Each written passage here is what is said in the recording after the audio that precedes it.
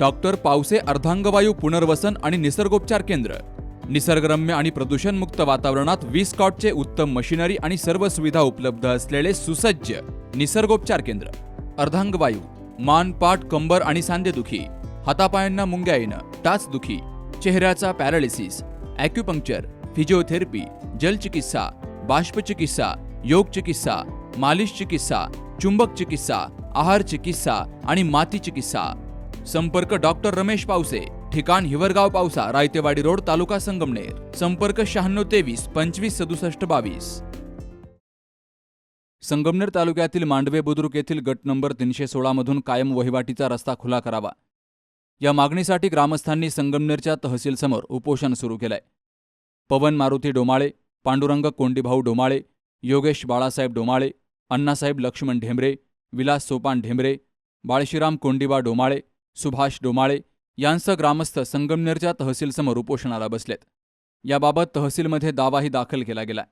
मात्र संबंधित गट नंबरमधील शेतकरी या रस्त्यासाठी आडवे येत आहेत. क्षेत्रालगत असलेले शेतकरी विठ्ठल बाळा डोमाळे, भाऊसाहेब सीताराम डोमाळे आणि नाना हरिभाऊ डोमाळे यांनी हा रस्ता अडवलाय. हा रस्ता कायमस्वरूपी वहिवाटीसाठी खुला करावा अशी मागणी उपोषणकर्त्यांनी केली आहे. आम्ही मांडवे बुद्रुक तालुका संगमनेर जिल्हा अहिल्यानगर येथील रहिवासी शेतकरी असून आमचा पुरवंपार जो रस्ता आहे, चालू रस्ता वहिवाटीचा, तो रस्ता गेली 5 महिन्यापासून तेथील एका शेतकऱ्याने त्या रस्त्याची अडवणूक केलेली आहे.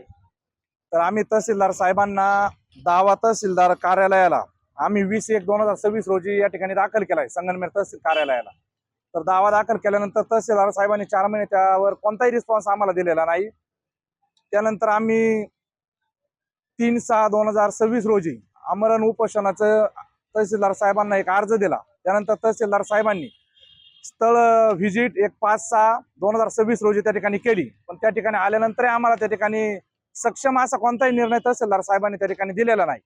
आज रोजी आमचा तो रस्ता 316 गट नंबर मांडवे बुद्रुक व 328 गट नंबर मांडवे बुद्रुक असे हे 2 गट नंबर 10-10 एकराचे असे 20 एकर क्षेत्रामधून तो वहिवाटीचा रस्ता पुढे एका दुसऱ्या क्षेत्रात जातो. तर तो रस्ता आमचा तातडीने तहसीलदार साहेबांनी त्या ठिकाणी त्या रस्त्याला पुढे 4 शेतकऱ्यांचे त्या ठिकाणी आमचे घर आहेत. आम्हाला घरी जाण्यासाठी सुद्धा त्या ठिकाणी आज रोज रस्ता नाही.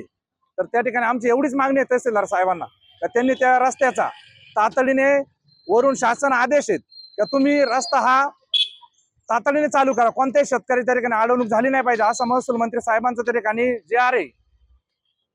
त्या उद्देशाने आम्ही या ठिकाणी आज रोजी दिनांक 12/6/2026 रोजी 11 वाजेपासून आमचं या ठिकाणी आमरण उपोषण चालू आहे. आज तक या ठिकाणी येऊन तहसीलदार साहेबांनी अजून कोणतीही या ठिकाणी दखल घेतलेली नाही आमची. तर आमची प्रमुख मागणी हीच आहे की तुम्ही आम्हाला तातडीने जे महसूल मंत्री साहेबांचा जो आदेश आहे तो आम्हाला पारित करून आमचा त्या ठिकाणी रस्ता तुम्ही तातडीने पुरवंपार असलेला रस्ता चालू करण्यात यावा. तहसील कार्यालयाकडे गेली 3-4 महिन्यांपासून दावा दाखल असून त्यावर कोणतीही कारवाई होत नाही असा आरोप शेतकऱ्यांनी केलाय. परिणामी शेतातून जनावरांना चारा पाणी आणण्यासाठी मोठी अडचण निर्माण होतीये. महाराष्ट्र शासनाच्या रस्ता वहिवाटीसाठी स्पष्ट सूचना असताना तालुक्यामध्ये अजूनही शेतकरी एकमेकांचे रस्ते अडवण्याचं धोरण अवलंबतायत. अशा शेतकऱ्यांवर कायदेशीर कारवाई करून हा रस्ता कायमस्वरूपी मोकळा करावा अशी मागणी मांडवे बुद्रुक गावच्या शेतकऱ्यांनी केली आहे. बाबासाहेब कडू, सी न्यूज मराठी, संगमनेर.